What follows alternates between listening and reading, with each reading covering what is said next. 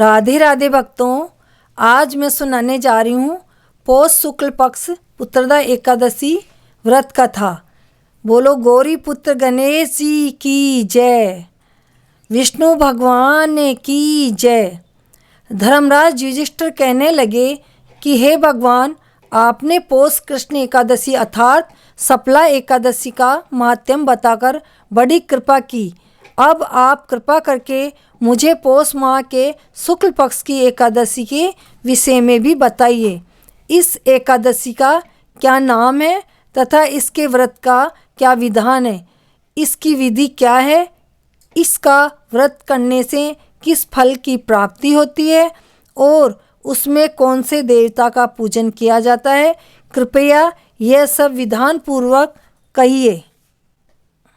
भगवान श्री कृष्ण बोले, पौष माह के शुक्ल पक्ष में आने वाली इस एकादशी को पौष पुत्रदा एकादशी कहा जाता है।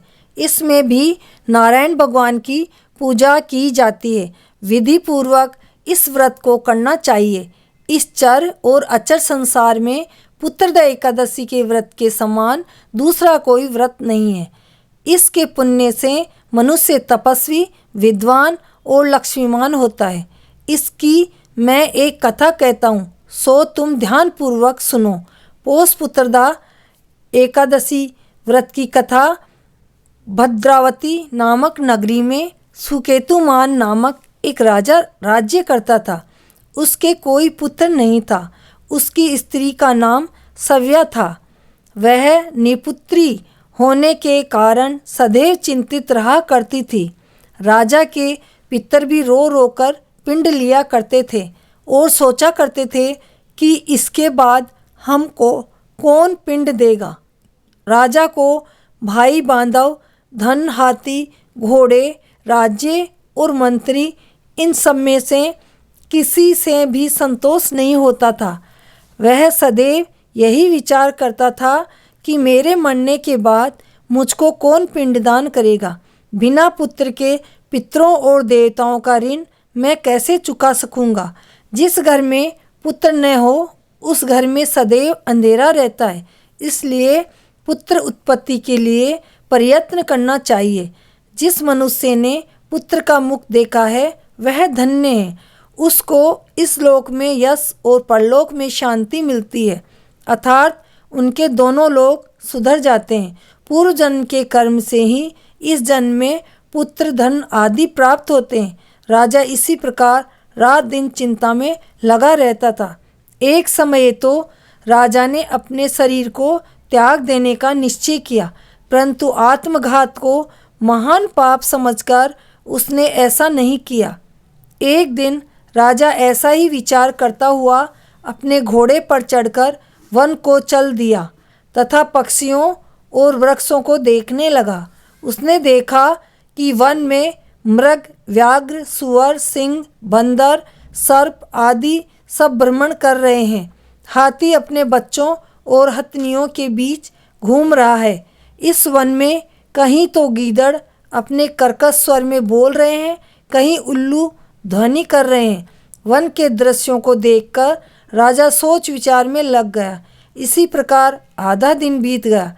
वह सोचने लगा कि मैंने कई यज्ञ किए, ब्राह्मणों को स्वादिष्ट भोजन से तृप्त किया, फिर भी मुझको दुख प्राप्त हुआ। ऐसा क्यों?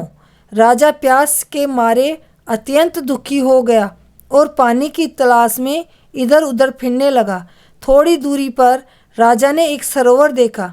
उस सरोवर के कमल खिले थे तथा सारस, हंस, मगरमच्छ आदि विहार कर रहे थे। उस सरोवर के चारों तरफ मुनियों के आश्रम बने हुए थे। उसी समय राजा के दाहिने अंग फड़कने लगे। राजा शुभ शकुन समझकर घोड़े से उतरकर मुनियों को दंडवत प्रणाम करके बैठ गया। राजा को देखकर मुनियों ने कहा, हे राजन, हम अत्यंत प्रसन्न हैं। तुम्हारी क्या इच्छा है सो कहो। राजा ने पूछा, महाराज आप कौन हो और किस लिए यहाँ आए हैं, कृपा करके बताइए। मुनि कहने लगे कि हे राजन, आज संतान देने वाली पुत्रदा एकादशी है। हम लोग विश्वदेव हैं और इस सरोवर में स्नान करने के लिए आए हैं। यह सुनकर राजा कहने लगा कि महाराज, मेरे भी कोई संतान नहीं है। यदि आप मुझ पर प्रसन्न हैं तो एक पुत्र का वरदान दीजिए। मुनि बोले, हे राजन, आज पुत्रदा एकादशी है, आप अवश्य ही इसका व्रत करें। भगवान की कृपा से अवश्य ही आपके घर में पुत्र होगा। मुनि के वचनों को सुनकर राजा ने उसी दिन एकादशी का व्रत किया और द्वादशी को उसका पारण किया। इसके पश्चात मुनियों को प्रणाम करके महल में वापस आ गया। कुछ समय बीतने के बाद रानी ने गर्भ धारण किया और 9 महीने के पश्चात उसने एक पुत्र हुआ। वह राजकुमार अत्यंत सूरवीर, यशस्वी और प्रजापालक था। श्री कृष्ण बोले, हे राजन, पुत्र की प्राप्ति के लिए पुत्रदा एकादशी का व्रत करना चाहिए। जो मनुष्य इस महात्म्य को पढ़ता या सुनता है उसे अंत में स्वर्ग की प्राप्ति होती है। बोलो विष्णु भगवान की जय। गौरी पुत्र गणेश जी की जय। तो भक्तों, कैसी लगी आपको पुत्रदा एकादशी व्रत कथा? कमेंट करके बताइए।